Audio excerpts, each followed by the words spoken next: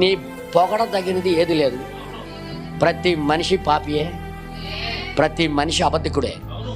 ఈ మాట అన్నందుకు నన్ను క్షమించండి. మా ఆయనకి అలాగ నెస్తనేటండి మీరు, మీ ఆయనకే అంటున్నాను. ప్రతి మనిషి అబద్ధికుడు అని బైబిల్ చెప్పిన తర్వాత ఇంకా పొగిడావా, నీ కళ్ళ ముందే చూస్తావు ఆయన పడిపోవడం. పొగడవలసింది, ఘనపరచవలసింది, ఈ పేరు ఎత్తవలసింది దేవుడే. నిజమైన భర్త ఆయనే. దేవుడి నామానికి మహిమ కలుగును గాక.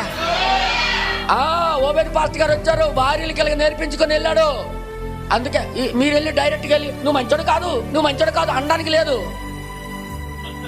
ఆయనకి ఇవ్వవలసిన గౌరవం, ఆయనకి ఇవ్వవలసిన ప్రాధాన్యత.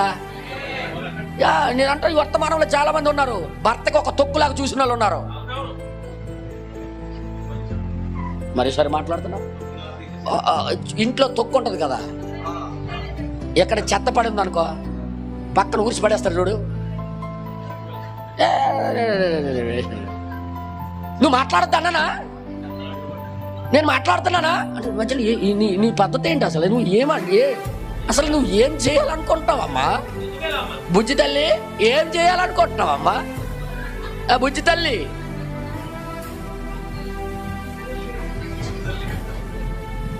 మా డేంజర్ అమ్మా, ప్రమాదంలో ముంచడానికి ఆయనకి.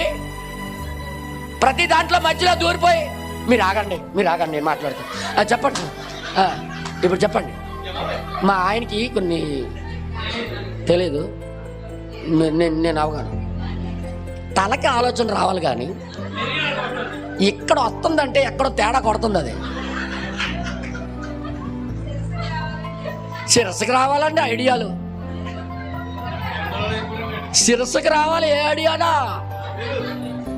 ఏ ఆలోచన అయినా ఇక్కడ రావాలి. ఈ చెయ్యి చెప్పినట్టుగా బుర్రెందు, తలందు, తల చెప్పినట్టుగా చెయ్యి కదలాలి.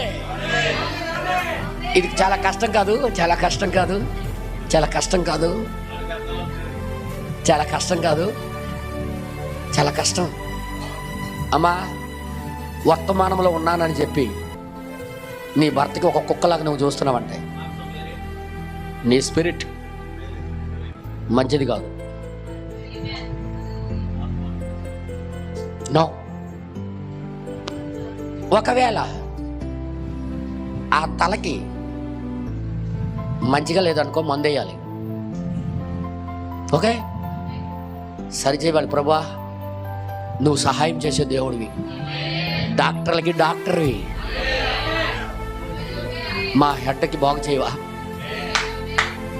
నీ వాక్యానికి నేను లోబడాలనుకుంటున్నాను అయ్యా అనుకొని నువ్వు ప్రార్థన చేసుకోవాలి. అంతేగాని ఆయనకి ఎటు తెలియదండి, చీపురు కట్టలాగా మూలకి ఇసిరడం. చాలా మంది, మీరు నవ్వడానికి చెప్పట్లేదమ్మో, ఇవన్నీ జరుగుతున్న స్టోరీలు. నేను చెప్పిందంతా లోకంలో జరుగుతున్నాయి. అర్థమైంది మీ అందరికీ? మగోడు స్థానం ఆడదాయి తీసుకోవడం, ఆడదాయి ప్లేస్ వదిలేయడం ప్రమాదకరం. ఆ ఇల్లు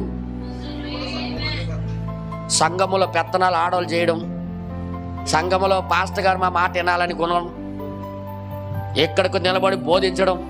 మేము బోధిస్తాం, మాకు రెవల్యూషన్ వచ్చింది, మాకు ప్రత్యక్షత వచ్చింది, మాకు బాగా జ్ఞానం వచ్చేసింది, రోజుకు 10 వర్తమానాలు మేము చదివేస్తామన్నా నువ్వు 100 వర్తమానాలు చదివినా కింద కూర్చొని వినవలసిందే.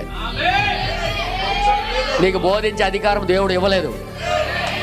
లేకపోతే 12 మంది శిష్యుల్లో 12 మంది ఆడవాళ్ళు కూడా పెట్టుకునేవాడు ఆయన. అప్పుడు ఇవ్వలేదు అవకాశం, ఇప్పుడు ఎలాగిస్తాడు? వింటున్నారా? అసలు ఈ స్పిరిట్ యొక్క స్వభావం ఏంటి, ఆ ఉద్దేశం ఏంటి, ఏ ఉద్దేశంతో నువ్వు చేస్తున్నావు కార్యాలు? ఎవరికైనా చెప్పేటప్పుడు నువ్వేదో పెద్ద సీనియర్ లాగా ఎదుటోడి ముందు మాట్లాడటం, అవతలోడికి తేలిగ్గా చూడడం, తేలిగ్గా చెప్పడం. నువ్వు అలా చేయకూడదు కదా, నువ్వు అలా చేయకూడదు. అసలు తెలుసా దేవుడు ఎలా చెప్తున్నాడు చెప్పి టుర్రను పారిపోవడం. ఎందుకు అంటున్నావు? ఏమంటున్నావు? ఏమి చెప్పాలనుకుంటున్నావు?